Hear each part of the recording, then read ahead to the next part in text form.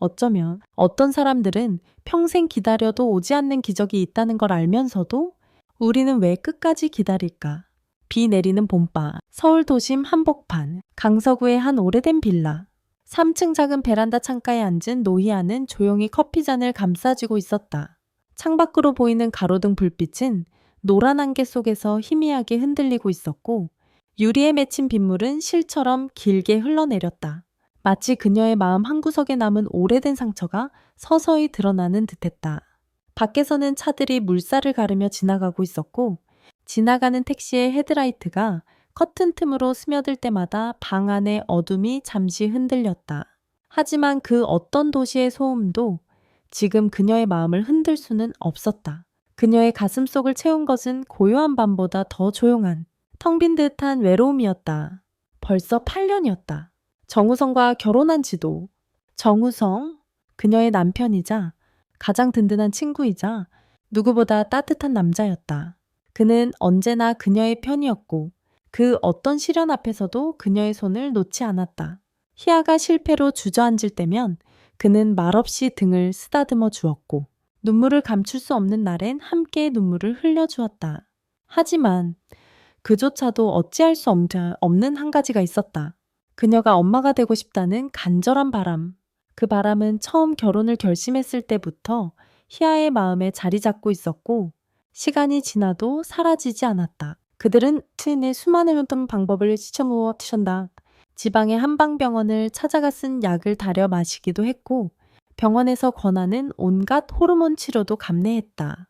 그녀는 하루에 몇 번씩 주사를 맞고 고통스러운 부작용도 견뎠다. 하지만 매달 돌아오는 건 단 하나의 들어오는 건 단 하나의 줄이 그어진 임신 테스트기. 기다림은 희망을 만들었고 결과는 그 희망을 산산조각 냈다. 혹시 나는 정말 아이를 가질 수 없는 사람일까? 그 물음이 밤마다 그녀의 머릿속을 떠나지 않았다. 공원에서 엄마 품에 안긴 아이를 보면, 지하철 안에서 아기에게 젖병을 물리는 엄마를 보면 희아는 문득문득 숨이 막히곤 했다. 자신의 팔이 텅 빈 것을, 가슴속 어딘가가 비어있는 것을 너무나 절실히 느꼈기 때문이다.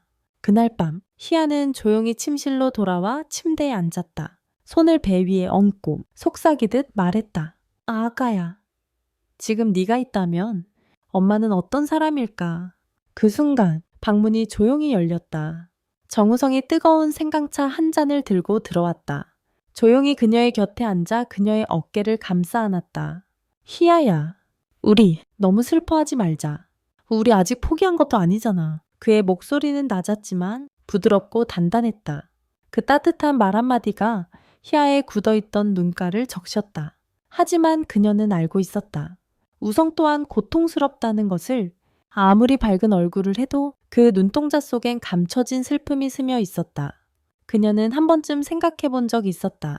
인공수정, 하지만 그건 단순한 치료가 아니었다. 엄청난 비용, 긴 시간, 그리고 무엇보다도 또 다시 무너질지 모른다는 공포. 그녀는 두려웠다. 혹시 또 실패하면 자신은 더는 일어설 수 없을지도 모른다는 생각에. 그러자 우성이 그녀의 손을 꼭 잡았다. 나는 더 이상 네가 아파하는 걸 보고만 있을 수 없어, 미야미소. 우리 이번엔 진심으로 해보자. 제발 포기하지 말자. 그의 눈은 흔들림 없이 단단했다. 그 말에 희아의 마음 어딘가에서 오랫동안 꺼져있던 불씨가 조용히 피어오르기 시작했다. 그 순간 그녀는 조용히 고개를 끄덕였다. 아주 조심스럽게. 하지만 그 안엔 확신이 있었다. 다음 날 아침 서울 마포구의 어느 불임 전문 클리닉. 노희아는 혼자서 진료실 앞 대기석에 앉아 있었다. 손에 든 번호표는 B27. 전광판 위 숫자가 하나씩 바뀔 때마다 주변 커플들의 표정도 따라 변해갔다. 기대, 무란, 그리고 침묵. 그녀는 정우성에게 이 병원에 온 사실을 말하지 않았다. 혹시라도 아무 결과가 없을까봐, 돈바의 수목동아밤마 다시 상처받을까봐 이번엔 혼자 해보고 싶었다. 기대보다는 그냥 사실을 알고 싶었다. 정말 가능성이 남아있는 건지. 문득 옆에서 문이 열리고 한 부부가 나왔다. 젊은 엄마는 갓난아이를 품에 안고 있었고 아기는 방긋 웃으며 엄마의 목을 껴안았다. 그 장면을 보는 순간 희아의 눈가가 붉어졌다. 나도 언젠가 저렇게 웃을 수 있을까.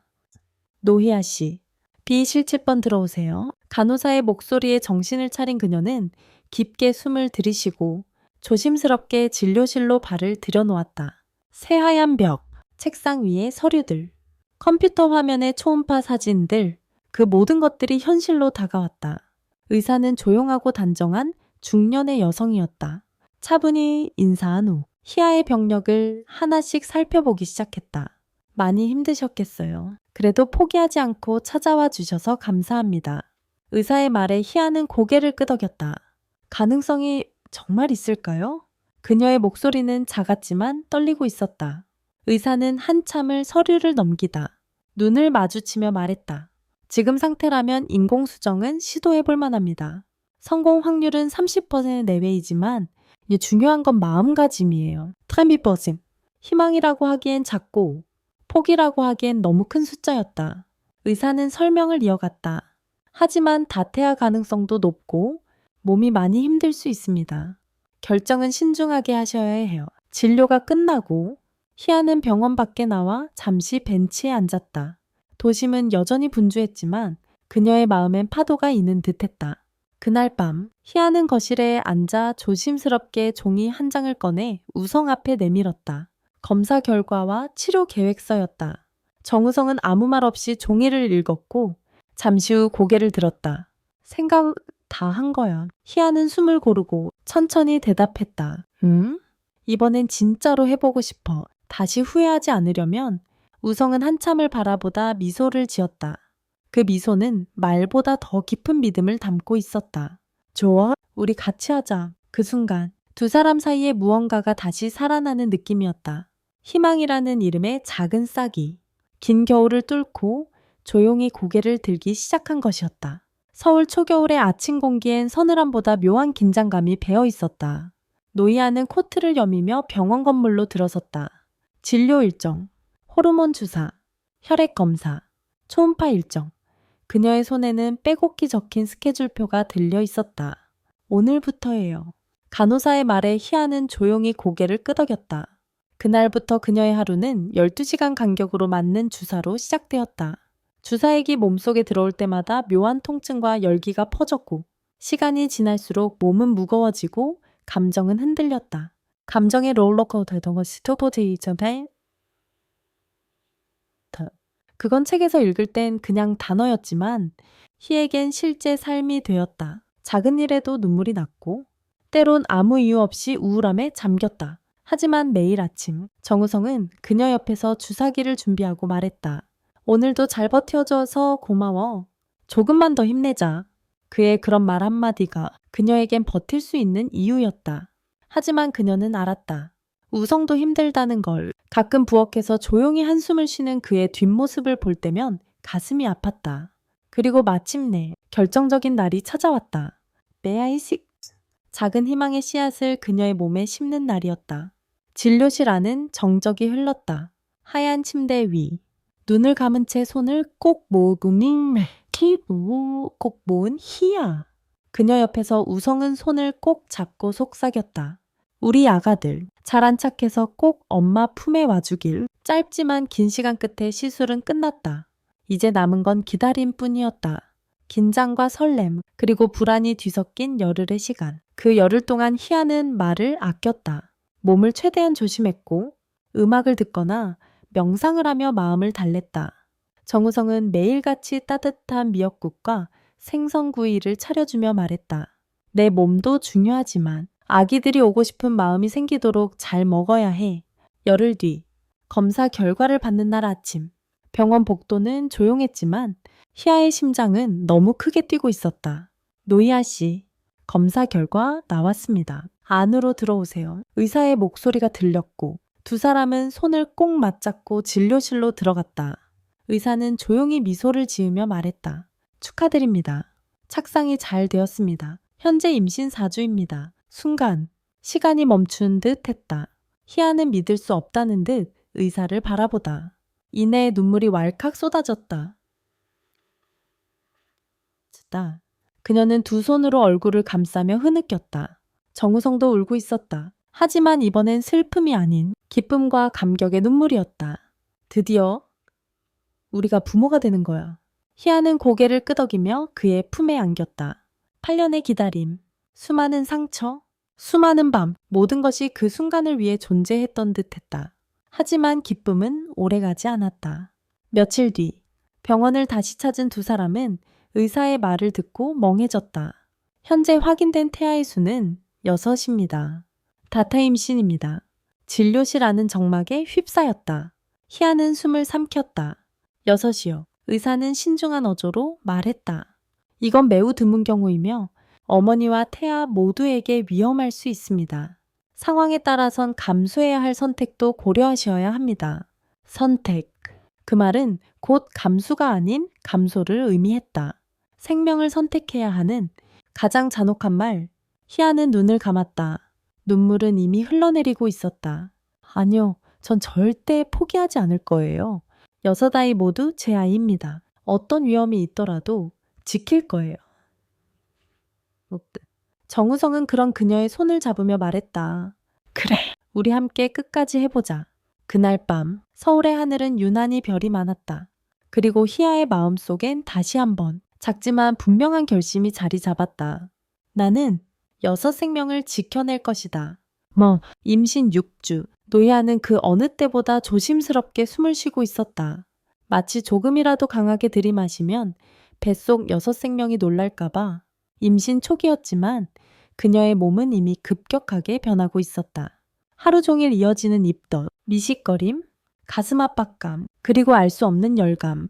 계단 몇 개만 올라가도 숨이 차고 밤에는 자꾸 다리에 쥐가 났다. 정우성은 매일 새벽같이 일어나 죽을 끓이고 저녁엔 유기농 과일을 갈아 주스를 만들었다. 그는 최대한 밝은 척했지만 피로가 쌓인 그의 눈 아래엔 점점 짙은 그림자가 드리워졌다. 희아야, 오늘은 어땠어? 덜 힘들었어? 응? 좀 나아졌어.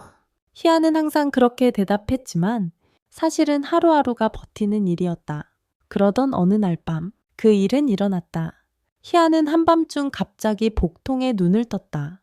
손으로 배를 감싸 쥐었고 얼굴은 순식간에 창백해졌다. 우성가, 나 배가 너무 아파. 정우성은 반사적으로 침대에서 일어나 그녀를 안아들고 비 오는 밤을 뚫고 병원으로 향했다. 비가 와도 멈출 수 없었다. 와이퍼 소리, 심장 소리, 그리고 그녀의 억눌린 신음이 차 안에 가득했다. 제발 아무 일 없게 해주세요. 희아는 병원 응급실로 실려갔다. 검사 결과 다행히 태아의 심박수는 유지되고 있었다. 하지만 의사는 단호하게 말했다. 지금부터 절대 안정입니다. 침대에서 움직이지 마세요. 조금만 무리가 가도 위험해질 수 있습니다. 그 말은 곧 침대에 갇힌 삶을 의미했다. 그리고 더는 일상적인 움직임조차 허락되지 않는다는 뜻이기도 했다. 며칠 뒤 집으로 돌아온 희아는 방 안 침대에 누워 창밖을 바라봤다. 햇살은 따뜻했지만 그녀의 마음은 차갑고 무거웠다. 6아이를 지키기 위해 나는 나를 버려야 해. 우성은 그런 희아를 위해 방 안에 작은 선반을 만들고 그 위에 아이들 초음파 사진을 한 장씩 붙여두었다. 하나, 둘, 셋, 넷, 다섯, 6. 이 친구들이 너 보고 힘내라고 매일 인사할 거야? 그의 말에 희아는 처음으로 웃었다. 짧고 흐릿한 웃음이었지만 그건 다시 살아있는 웃음이었다. 그때부터 희아의 하루는 아이들과의 속삭임으로 채워졌다. 오늘도 잘 자고 있니? 아가들아, 엄마가 들려줄 이야기 있어. 예전에 엄마랑 아빠가 제주도에 갔을 때 말이야. 희아는 누워서 동화책을 읽었고 손으로 배를 어루만지며 매일 인사했다. 그리고 어느 날부터 그녀는 미세한 움직임을 느꼈다. 마치 누군가 안에서 엄마, 여기 있어요 라고 손을 흔드는 듯한 그 감각은 모든 통증을 이겨내는 힘이 되었다. 몸은 점점 더 무거워졌지만 마음은 점점 더 단단해졌다. 하지만 문제는 경제였다. 정우성은 프리랜서 일과 아르바이트를 병행하며 생계를 꾸리고 있었지만 늘 빠듯했다. 그러던 중 아파트 윗집에 사는 박 여사님이 반찬을 들고 찾아왔다. 희아 씨, 이런 말 죄송하지만 아이 6 낳는다는 소문 들었어요. 저희가 도울 수 있는 거 있으면 말씀해요. 희아는 눈물을 참으며 고개를 끄덕였다. 그리고 그 순간부터 주변 이웃들의 작지만 따뜻한 손길이 이어졌다. 젊은 부부는 우유를 나눠주었고,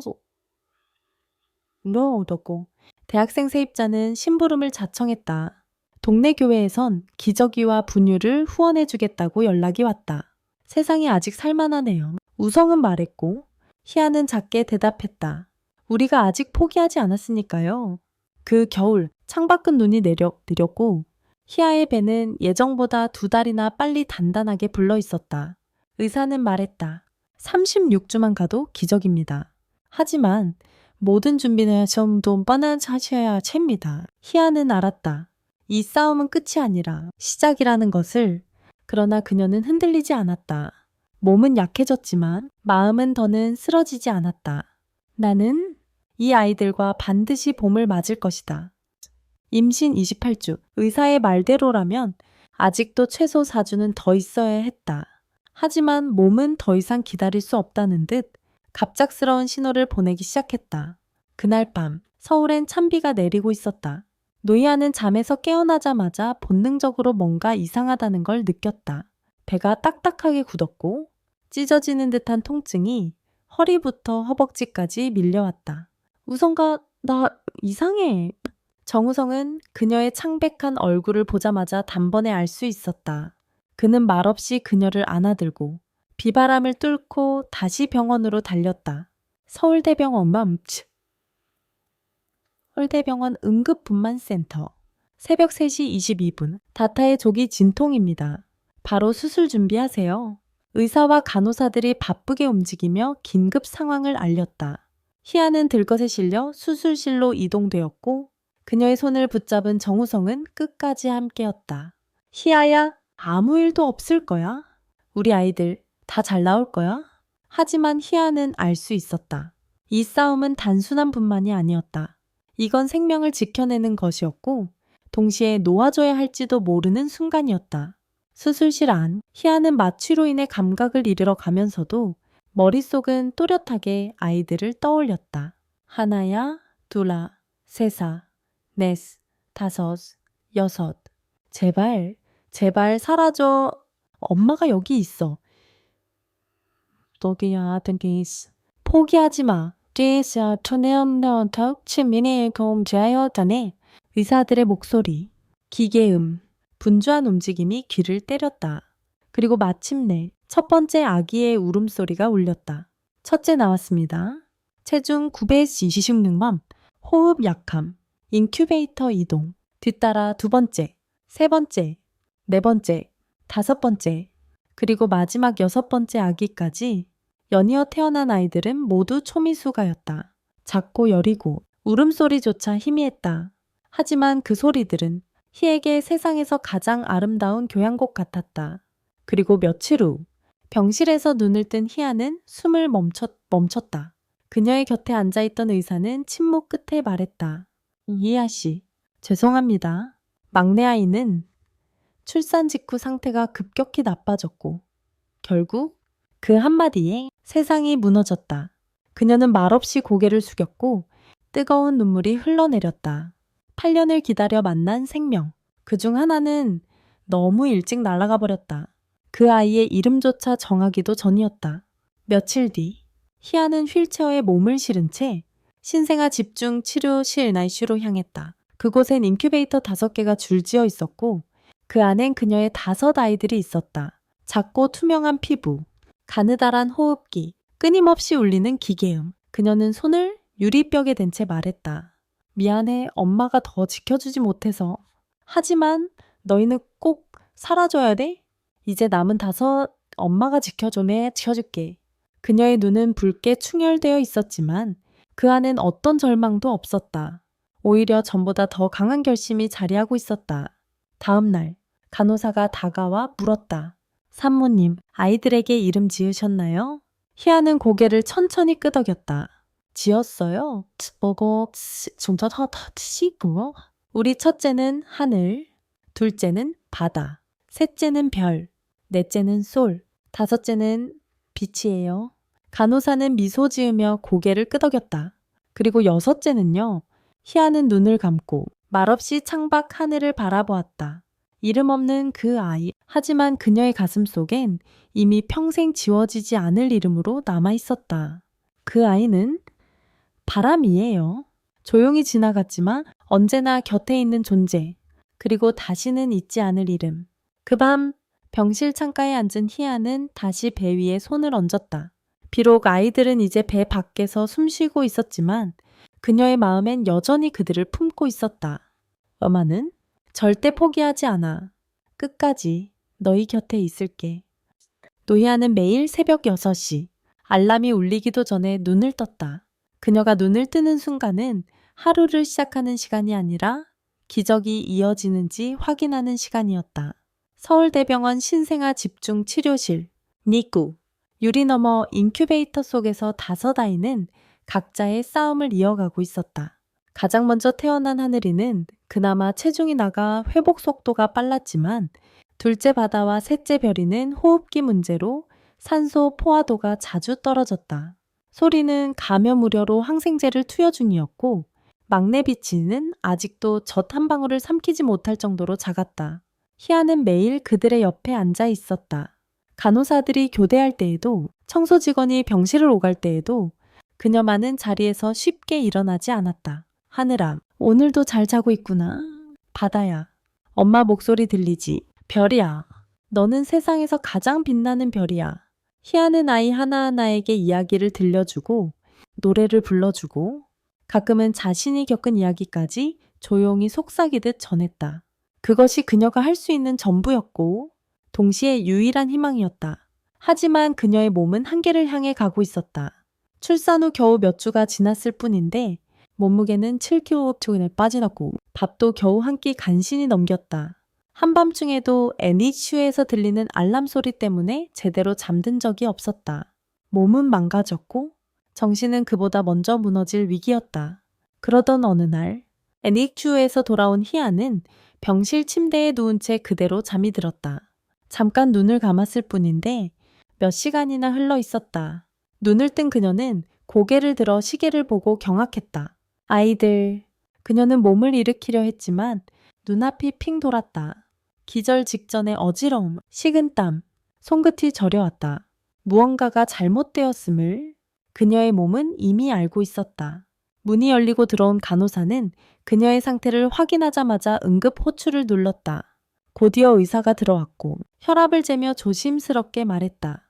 산모님, 지금 상태로는 아이들을 돌보는 것도 어렵습니다. 과도한 스트레스와 영양 부족으로 인해 빈혈과 탈수 상태가 심각합니다. 이대로 가다간 산모님 몸이 먼저 무너질 수 있어요. 그 말에 희아는 말없이 고개를 숙였다. 그리고 조용히 물었다. 그럼 아이들 곁에도 못 가나요? 의사는 한참 침묵하다 고개를 끄덕였다.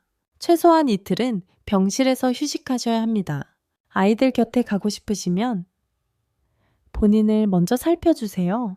그날 밤 희아는 침대에 누워 천장을 바라보았다.